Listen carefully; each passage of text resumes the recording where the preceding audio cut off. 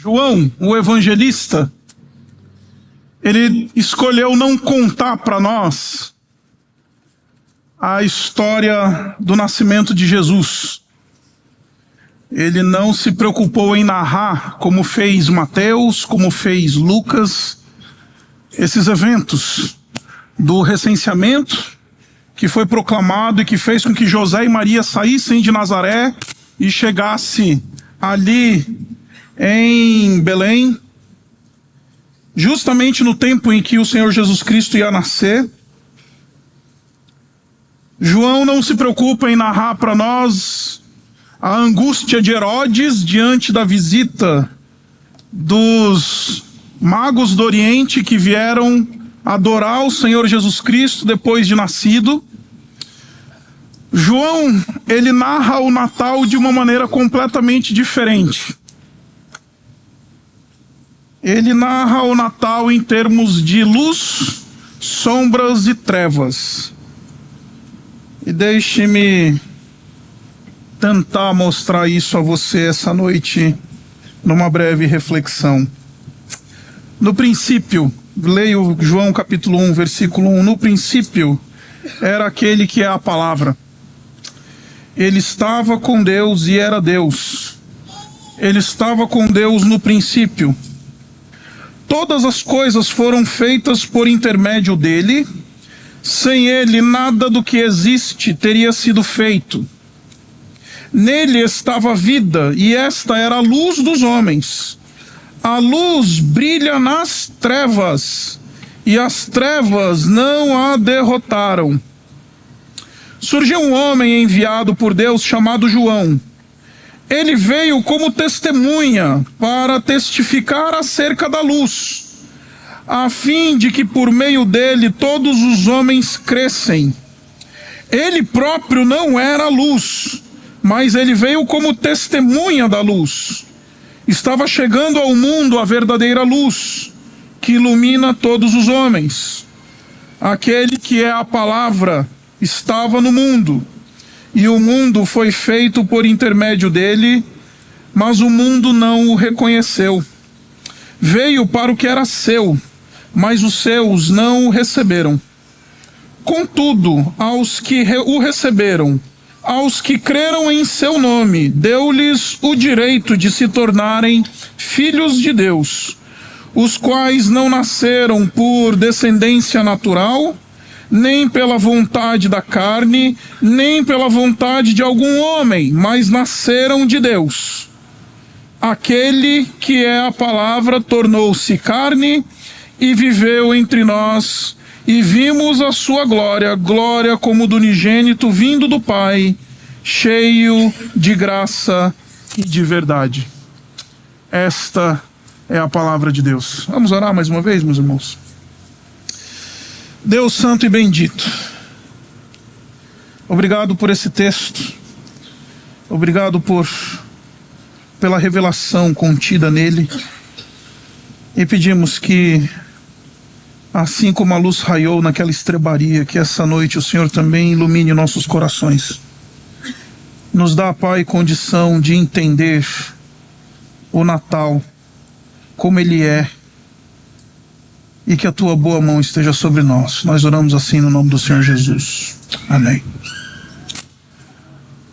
O capítulo 1 de João, como eu estou tentando propor a vocês, é a narrativa do Natal do evangelista João. João, ele não nos contou fatos históricos como os demais fizeram. João, ele preferiu fazer uma reflexão teológica acerca do nascimento do Senhor Jesus Cristo. O clímax de todo esse texto que a gente acabou de ler é o versículo 14, que é o centro da mensagem do Natal. Aquele que é a palavra se fez carne e habitou entre nós. Aqui está a frase central, não somente do Natal, mas da fé cristã. Somente os cristãos, somente aqueles que creem no cristianismo e que afirmam o cristianismo, eles podem dizer que o seu Deus vestiu a carne. O seu Deus, ele decidiu se fazer homem. Homem perfeito. Ele não era uma espécie de fantasma que andava sobre esse mundo. Ele não era alguém que estava, enfim, aparentando ser humano, não. Ele era perfeitamente humano. E na mesma medida em que ele era tão humano, também absolutamente divino. E esse é o grande mistério da encarnação dentro da tradição cristã. Por isso que a teologia cristã e a tradição cristã fala da encarnação do Senhor Jesus Cristo em termos de mistério. Não que seja algo que a gente não seja capaz de compreender, mas que nessa verdade da encarnação do Senhor Jesus Cristo, há tanta coisa contida que a gente poderia passar a vida inteira refletindo sobre, enfim, a encarnação do Senhor Jesus Cristo, e não seríamos capazes de exaurir o que isso significa a nós. Quando a tradição cristã fala em mistério, a tradição cristã não está falando de algo, enfim, escondido, ou de alguma coisa que a gente eventualmente não consegue crer, ou que a gente não consegue desenvolver. Não. A fé cristã, quando fala de mistério, ela está falando de algo que é tão grande, tão maravilhoso, que por mais que a gente dedique cada centímetro da nossa inteligência, cada célula do nosso corpo, cada esforço da nossa alma, ainda assim não seríamos capazes de exaurir este conceito, esta ideia, esta verdade. Isto é mistério. O mistério da encarnação. O Verbo se fez carne e habitou entre nós. Mas antes de chegar no versículo 14, João, ele primeiro faz questão de dizer para nós que esse Verbo, este que é a palavra, ele estava com Deus, e ele era Deus, e estava com Deus desde o princípio. Depois ele vai dizer para a gente que esse Verbo, ele não apareceu no tempo da encarnação. Ele está dizendo para a gente que esse Verbo, ele sempre existiu, ele é pré-existente. E ele já estava lá na criação, porque no versículo 3, ele diz assim: todas as coisas foram feitas por intermédio dele. Por causa dessa afirmação joanina, nós agora temos uma cena mais completa da obra da criação. Quando a gente olha lá para Gênesis, a gente descobre que Deus, no princípio de todas as coisas, ele falava, ele pronunciava decretos criacionais, e então as coisas passavam a existir pelo poder da palavra de Deus. Quando João inclui essa informação de que todas as coisas foram feitas por intermédio dele, então a gente descobre que então que o Pai pronunciava esses decretos: haja luz, separe-se o firmamento, surja a porção seca, venham, enfim, as vegetações, os animais e tudo aquilo que preenche a criação. Esses decretos criacionais, eles eram realizados pelo Filho. O Pai falava e o Filho os executava, porque o texto está dizendo que todas as coisas foram feitas por intermédio dele. O Pai dizia: haja luz. Quem foi que fez a luz? Jesus. O Pai dizia: separe-se as águas do firmamento. E quem fazia isso? O Filho. Todas as coisas foram criadas por intermédio dele. E sem ele, a criação não teria acontecido. Nada do que existe teria sido feito. Este Verbo, então, nesta primeira afirmação natalina do João, é que este verbo é criador. E talvez, meus irmãos, você, como eu, enquanto estudava esse texto essa semana, pode estar se perguntando, mas o que isso tem a ver com o Natal? O que isso tem a ver com a mensagem do Natal? Muito, muito, muito simples. Tem a ver com isso que a gente está fazendo nesse momento. Se você voltar lá em Gênesis, no capítulo 1, você vai descobrir que o texto, ele diz assim: no princípio criou Deus os céus e a terra era sem forma e vazia, havia trevas sobre a face do abismo e o Espírito de Deus pairava sobre as águas. A matéria-prima que Deus usou para criar todas as coisas foi água e escuridão. A matéria-prima da criação de Deus foi água e escuridão.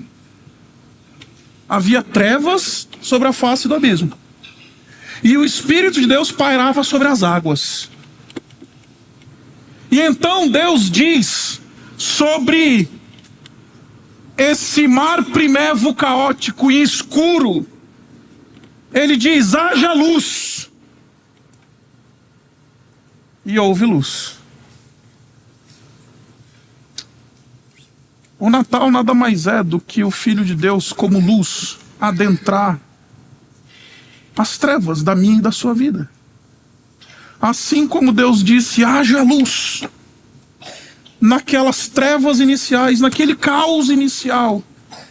Sabe como é que Deus, ele manda e entra com luz na minha e na sua vida, na minha e na sua existência? Por meio do Filho.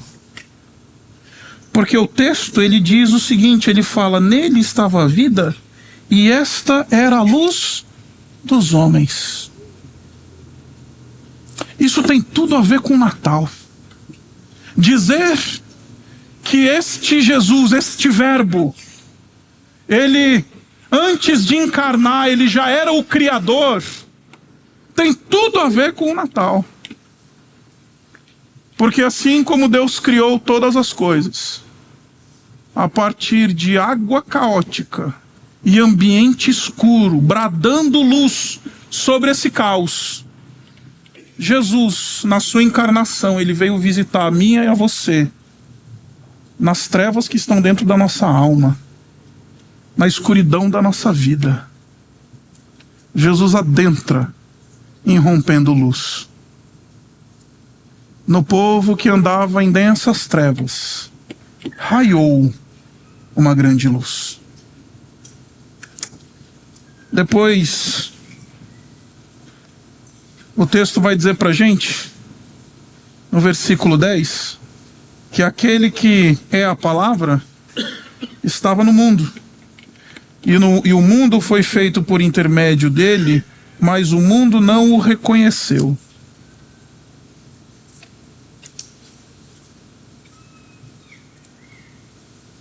Algum tempo atrás, na verdade bastante tempo atrás, quando eu estava lá celebrando 1 ou 2 anos de casamento, eu peguei a Isabela e fomos num desses restaurantes famosos de São Paulo. Falei, vou extravasar. Peguei o cartão de crédito, né? E falei, vamos. E é crédito ou débito? Não, é Jesus pagará. E fomos num desses restaurantes, assim, os mais chiques de São Paulo. E eu lembro que a gente entrou no restaurante. E o restaurante, ele estava assim, como esse ambiente. Meia luz. E nessa meia luz, eu não conseguia ler o cardápio. O garçom me entregou o cardápio e eu falei, credo, que ambiente escuro é esse? Eles cobram caro porque eles não, a gente não consegue ver o que eles vão passar na máquina lá na hora. Só pode. Briguei com a Isabela. Que ambiente escuro, míope que sou. Fiquei um tempo assim reclamando do ambiente escuro. até a hora que os meus olhos se acostumaram com o ambiente escuro.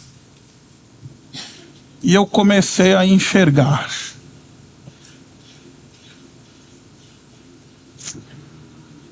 Porque os nossos olhos, meus irmãos, eles têm um probleminha de poder se adaptar com a sombra. Tem um probleminha de poder se adaptar no ambiente escuro. A gente é assim.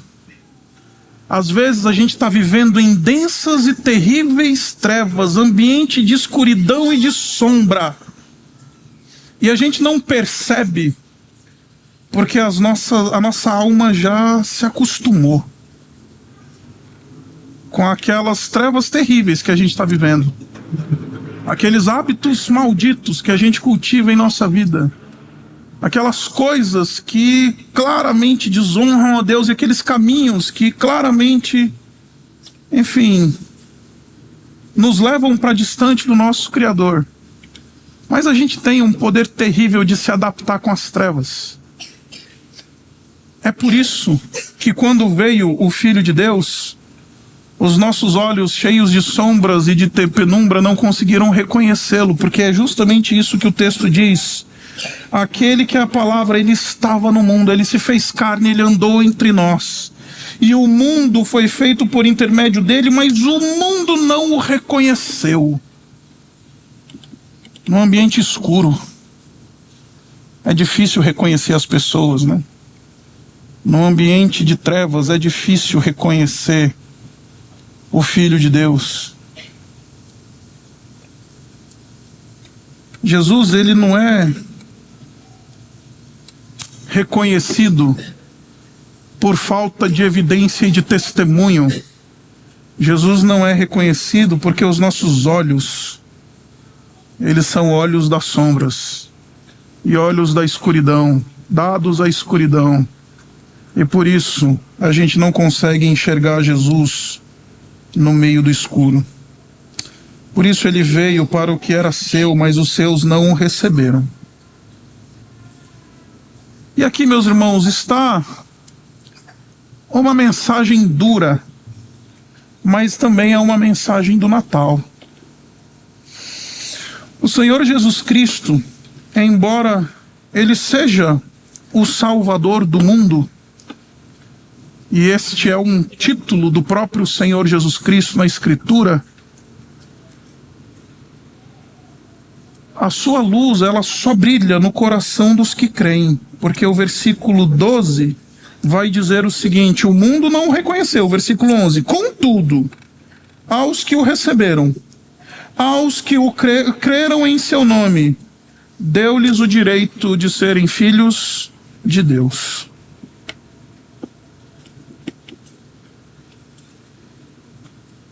E pior, estes que creem e estes que nasceram de novo, estes que se tornaram filhos de Deus, o versículo 13 vai dizer: não nasceram por descendência natural, nem pela vontade da carne, nem pela vontade de homem algum, mas nasceram de Deus.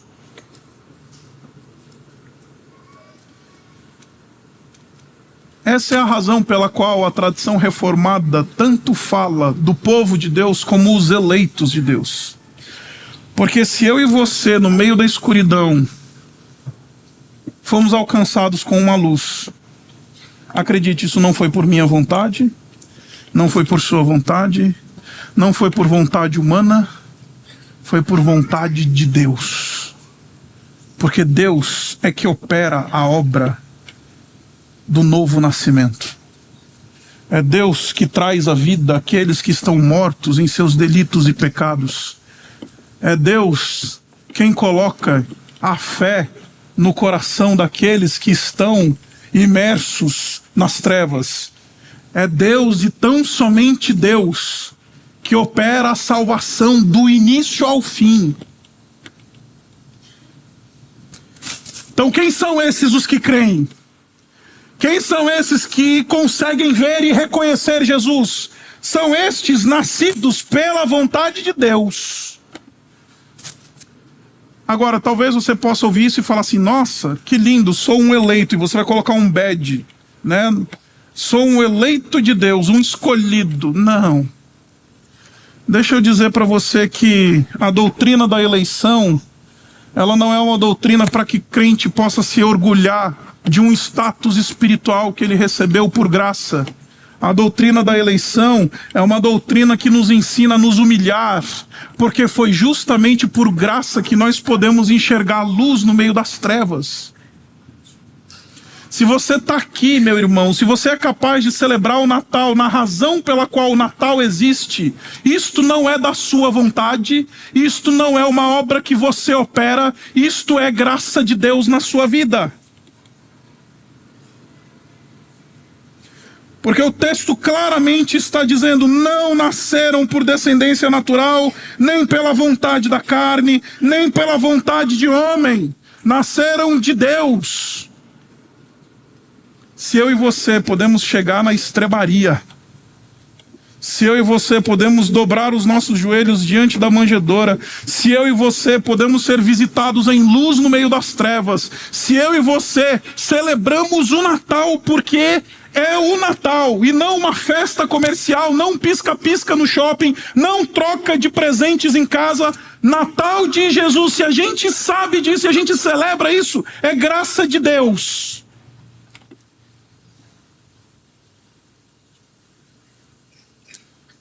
Agora você consegue compreender por que tem tanta gente que celebra o Natal, mas não celebra o Natal. Porque ao redor da mesa, não é a celebração da luz que nos foi dada por graça.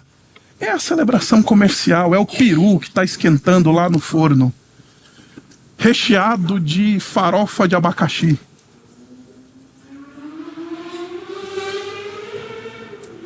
É só um feriadão que a gente tem férias coletivas no trabalho e põe o pé para cima. É só uma época em que a gente vira o calendário, começa a pensar na virada do calendário. Gente que está em trevas. Gente que está imerso nas trevas.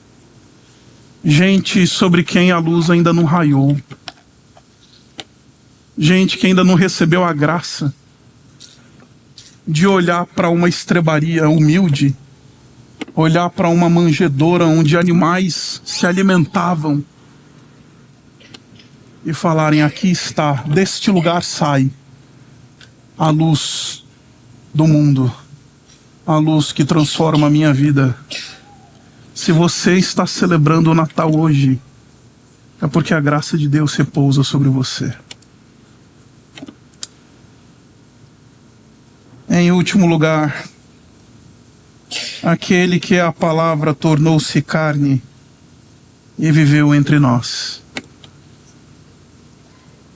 E estes que creem, estes que sabem disso, ao contrário dos que não o reconheceram, eles dizem: vimos. E aqui é João dizendo isso, o discípulo de Jesus, o discípulo amado de Jesus. Nós vimos a sua glória. Quando ele está descrevendo o Natal, ele está descrevendo também um processo de abrir dos olhos. Porque talvez eu esteja falando também com gente aqui que ainda não teve esse encontro com a luz, Jesus, no meio das trevas. Talvez eu esteja falando com gente que ainda não abriu os seus olhos absolutamente para a glória de Deus. Que ainda o Natal é só uma festa comercial. Ou só um tempo de descanso. Que ainda não foi visitado pela graça de Deus. Porque eles ainda não conseguiram ver o Verbo encarnado e no Verbo encarnado encontrar a glória de Deus. Porque João diz: nós vimos, recebendo essa graça, recebendo esse favor de Deus, recebendo, enfim, todo esse amor na pessoa do Filho, num menino sobre a manjedoura, nós vimos glória.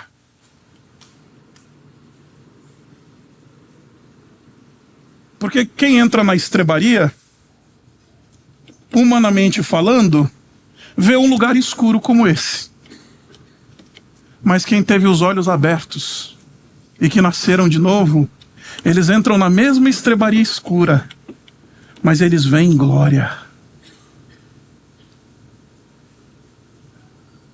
Então tem alguns que estão nesse lugar, nesse ambiente mais meia luz, que estão só vendo a meia luz. Agora tem outros que estão aqui, e eu espero que seja a maioria de nós, que eles olham para essa luz e eles não veem luz, eles veem a glória de Deus. Vimos a sua glória, glória como a do unigênito vindo do Pai, cheio de graça e de verdade. Na celebração das luzes de Natal, como eu disse no início dessa celebração, nós somos convidados a adentrar a estrebaria. Acendemos velas, contemplamos, ouvimos louvores e adoramos. Mas a pergunta de R$1 milhão é o que nós estamos vendo nessa estrebaria? Estamos vendo um lugar escuro, de sombras, ou estamos vendo a glória de Deus no Deus encarnado?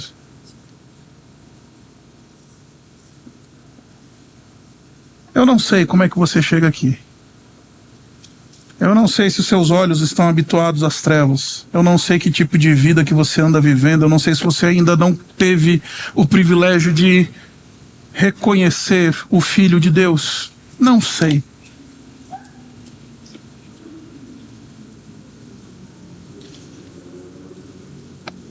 Mas eu sei que aqueles que creem são aqueles que foram agraciados pelo novo nascimento. E estes chegam no mesmo lugar que está todo mundo, mas porque tiveram seus olhos abertos. Eles não veem só uma estrebaria, eles não veem só uma jovenzinha que acabou de dar à luz, eles não veem só um bebê sobre o feno, eles não veem só os animais em volta, eles não veem só o ambiente, eles veem a glória de Deus. A minha oração por mim e por você essa noite é que na medida que a gente saia por essa porta, a gente saia inundado por glória, porque aí quando a gente chegar na mesa, daqui a pouco, não seja só uma refeição, seja uma visitação do Espírito de Deus na nossa casa, na nossa vida, nos nossos filhos, na nossa família, nos nossos entes queridos que estarão lá conosco. Porque a diferença do mundo que não reconhece é pisca-pisca, e o Natal dos redimidos é glória. Eu não sei como é que você vai celebrar a sua mesa daqui a pouco. Eu não sei que tipo de festa vai ser promovida lá. Mas tem 2 tipos de festas que podem acontecer. A festa do pisca-pisca. A festa daqueles que ainda não conseguiram reconhecer Jesus.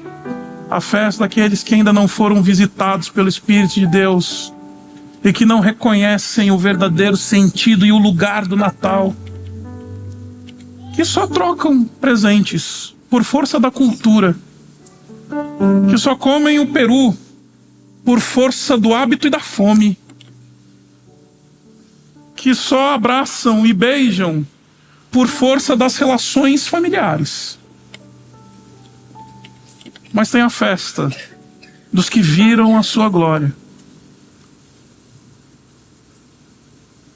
E essa festa não é iluminada por pisca-pisca. Essa festa não é iluminada por luzes artificiais. Essa festa é iluminada por uma glória que vem de dentro. Por um Espírito que nos visita. E aí, quando a gente diz, louvado seja o teu nome, Senhor, por nos enviar o teu Filho, a celebração é outra. A troca de presentes tem outro significado. A ceia e o alimento compartilhado tem outro significado.